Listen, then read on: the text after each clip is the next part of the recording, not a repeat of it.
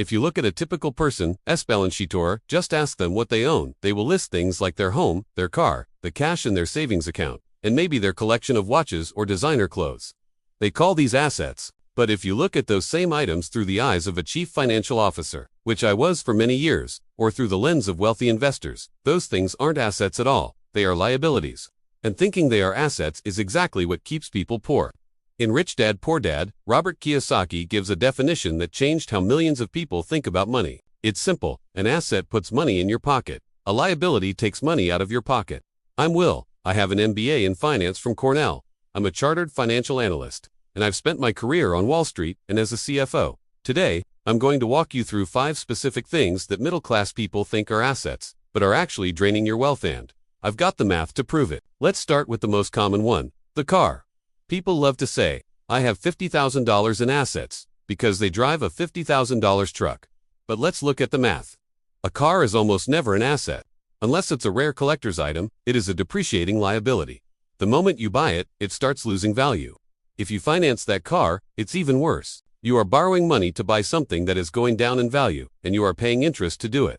This effectively increases the total cost of the car, while the car itself becomes worth less and less. I recently crunched the numbers on a standard Toyota Camry. If you finance it over 72 months, you aren't just paying the sticker price. You are paying thousands in interest, and by the time you pay off that loan, the car is worth a fraction of what you paid. It takes money out of your pocket every month. Loan payments, insurance, fuel, maintenance. That fits the definition of a liability perfectly. If you want to build wealth, stop treating your car like an investment and start treating it like what it is: an expensive tool that loses money every single day. Now for the controversial one: your home. Rich Dad Poor Dad argues that your home is not an asset, it's a liability. Why? Because even if you have no mortgage, you have property taxes, insurance, and maintenance costs. It takes money out of your pocket, but most people do have a mortgage. And because banks hide the interest inside the monthly payment, most people have no clue how much they are actually paying. Let me show you the ugly truth about mortgage interest. If you borrow 250,000 on 30,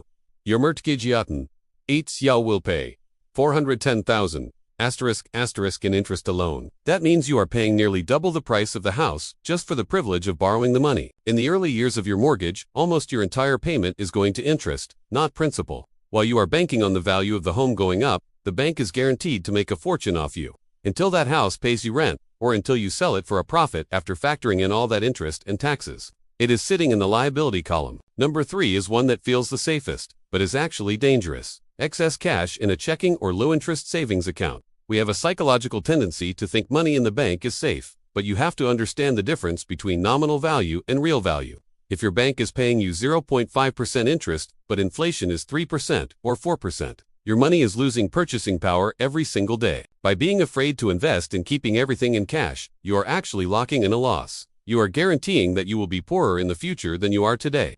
Real assets grow. Stocks, bonds, real estate. Historically, these outpace inflation over the long term. Cash does not. Cash is a tool for short-term liquidity, not a long-term asset. If you hold too much of it, it becomes a liability to your financial future. Number 4 is what J.L. Collins in The Simple Path to Wealth calls stuff. Many people collect things: clothes, boats, furniture, gadgets, thinking these things add to their net worth. But there is a hidden cost here. As Collins points out, the more things you own, the more they own you. You have to store them, clean them, insure them, and worry about them. In the book Your Money or Your Life, the author Vicki Robin teaches us to view money as life energy. You traded hours of your life to earn that money. When you buy expensive hobbies or items that lose value instantly, you are throwing away that life energy. The moment you buy that boat or that designer bag, the money is gone. The pleasure fades quickly, and you are left with something that is likely worth less than you paid. That is not an asset. That is consumption masquerading as wealth. Finally, number 5, the credit card system. I hear people justify spending because they are building credit or getting the points.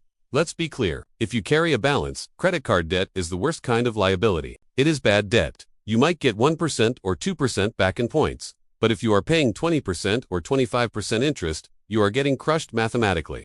The value of the points will never outweigh the cost of the interest. And do you fall for velocity banking schemes that tell you to use lines of credit to pay off mortgages? I've done the spreadsheets on this channel. Moving debt from a low-interest mortgage to a high-interest line of credit is almost always a losing math equation. So, if cars, houses, cash, stuff, and credit are liabilities, what is an asset? An asset is something that works when you aren't working. It's a rental property that pays you positive cash flow. It's a dividend-paying stock. It's a business. The rich get rich because they buy real assets first and let the assets buy the luxuries later. Stop filling your life with liabilities and start buying things that pay you. If you found this helpful, hit that like button to help the channel grow and subscribe so you don't miss the next deep dive. Thanks for watching.